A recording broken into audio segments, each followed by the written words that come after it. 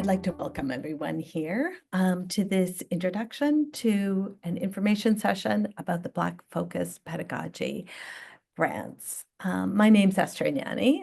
My pronouns are she, her, and I'm the Executive Director of the Center for Excellence in Learning and Teaching, and I'm also an Associate Professor in the School of Disability Studies.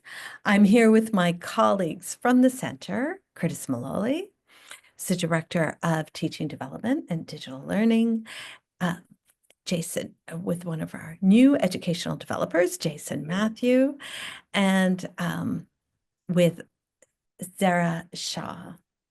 I think there are a couple of other people from the center in the audience, and they may speak later. I'm really pleased to open this session because this particular grant I know has been in the works for some time, and Curtis will offer some of its history. But it is in keeping with the center's commitment to excellence in learning and teaching. I'm going to open today with the land acknowledgement. So I'm speaking from the university in Toronto, and Toronto is in the dish with one spoon territory. The Dish with One Spoon is a treaty between the Anishinaabe, Mississauga, and the Haudenosaunee. Subsequent Indigenous nations and people, Europeans, settlers, and all newcomers have been invited into this treaty to both share and protect the resources around the Great Lakes. They've been invited in the spirit of friendship, peace, and respect.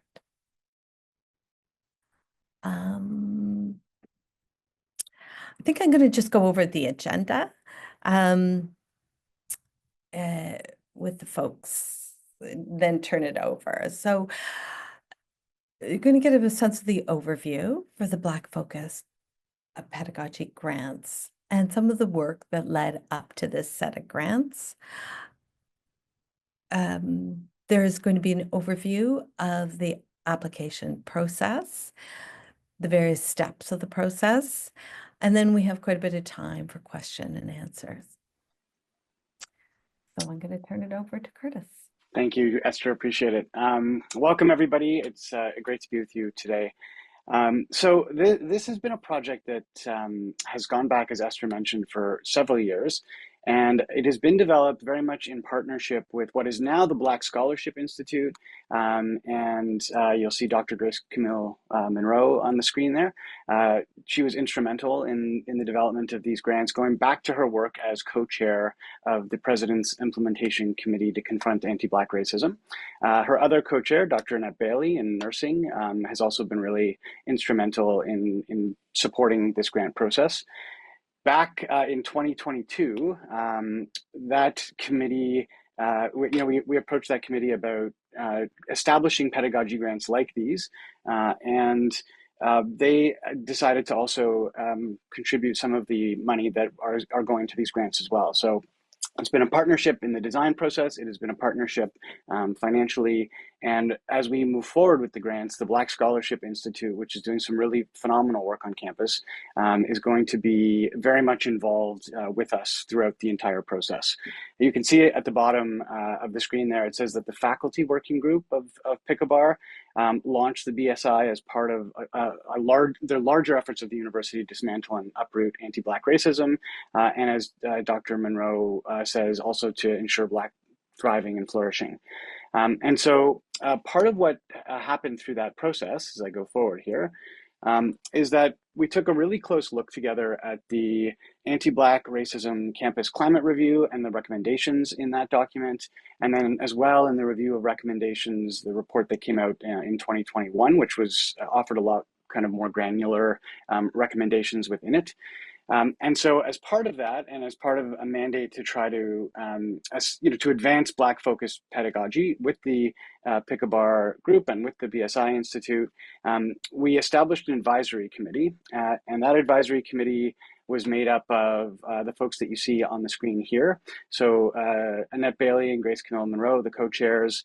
Renee Ferguson was instrumental in the development of these grants. She led the advisory committee, and the advisory committee worked for almost a year in establishing some of the frameworks that would become the grant, and really thinking through how these grants might have an impact for both Black students on campus, Black faculty, but really for the entire community.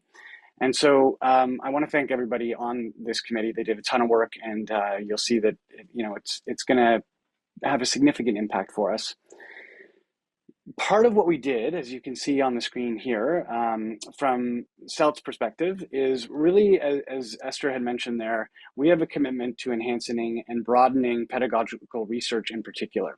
So you'll notice that there's a kind of reference here to the Scholarship of Teaching and Learning, and taking, one, enhancing and broadening that research, but also establishing community-based initiatives that are centered on Black studies, curriculum development that enhances Black studies, and that enhances the student experience across the university. On the right side of the screen, you'll see specific recommendations that came out of the campus review. I won't read them all out to you there, but we'll send the slides to everybody as soon as this is over. But just some ideas about the kinds of things that we're talking about when we talk about Black-focused pedagogy, at least the stuff that was identified in the reports.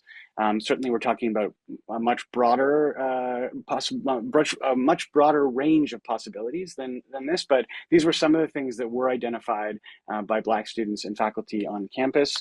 So you can see here it's things like the incorporation of scholarly sources pertaining to Black issues, even things around co-op and internship programs, and establishing opportunities with employers of color, making connections within the Black communities in Toronto to ensure that the work that we do here resonates with the communities outside of the university. So there's, it really does encompass a lot of different possibilities. So I'll turn it over to Jason. Jason is the educational developer who's going to be leading support for these grants, and Jason can tell you a bit about that. Okay, thanks, Curtis. Hello, everyone. So the BFPG grant, it affords many wonderful opportunities. Grant recipients will collaborate with the Center of Excellence for Learning and Teaching to promote Black-focused pedagogies addressing anti-Black racism and colonization. They will create research and mentorship opportunities for Black students, fostering interest in Black-focused teaching and learning scholarship. Recipients will share their scholarship of teaching and learning research within their disciplines and present findings at conferences, including CELTS and other national and international events. They will translate research into professional development opportunities for TMU faculty, focusing on the Afro-diasporic and Black-centered pedagogies to enhance teaching and learning. Additionally, they will work with CELT to recommend EDI-informed curriculum improvements at TMU. So next slide. All right, so each grant will have a maximum value of $11,500, and we're going to be doing 2 grants each year starting this year. So there are 6 grants in total, coming up to $69,000. And the duration will depend on your project plan and proposal, where it could range from 1 to 3 years. In terms of eligibility, you be a member of the Black community, and for the principal investigator, it has to be a TFA faculty member. The selection criteria on the right-hand side there is that it has to be application of Black-focused pedagogies, benefits the Black community, engagement with Black students, incorporation of Black-focused knowledge, understanding of intersectional experiences, and the application of clear theoretical frameworks and dissemination and implementation plan. And now I'll pass it over to Zara to explain the application process. Hi, everyone. I'm Zara Shah, and we're just going to go over a little bit of the application process. So just some general information to start us off. The application for the BFPGs are now open, and the submission deadline is February 14th at 11:59 p.m. This grant is a 2-stage process. The first stage is that you submit your application form to Jason Matthew and CC myself. As Jason mentioned earlier, the funding range is $11,500 maximum for the 1 or 2 year, depending on your project plan and proposal. Also, the eligibility requirements are that you belong to the Black community and are a TFA professor as PI. However, for co-applicants, you can be a faculty, contract lecturer, students, and staff. And if you're selected for stage 1, we will invite you to apply to continue with your application for stage 2, which will have 3 different forms. So one is a budget form, which outlines your budget requirements and what you want to allot to your research. The other is a timeline form on which you can define your goals and activities divided into different quarters. And then the third one is a signature form, which is a list of grant requirements. It's pretty basic that we go through. And then you sign it yourself and have it signed by your director or dean. Yeah, and I'll just jump in there quickly to say that one of the reasons we're doing a 2-stage process for this is that the advisory committee really emphasized the importance of these grants taking a more relational approach. So after step 1, which is really the sort of idea, the advisory committee will meet.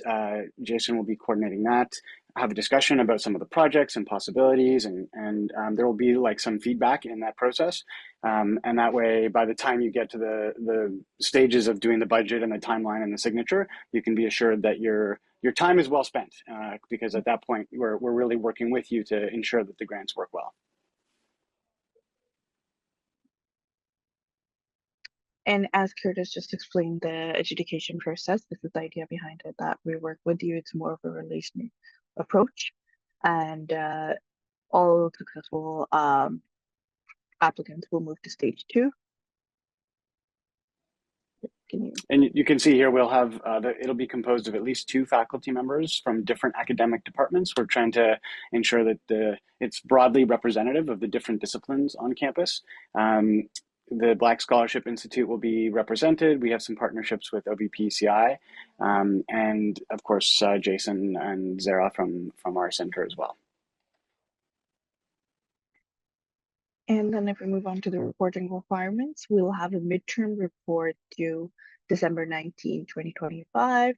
And then we'll require a brief summary report or a video interview that you're welcome to do with our studio in-house at the Teaching Development, which will be due on the 30th of June, 2027.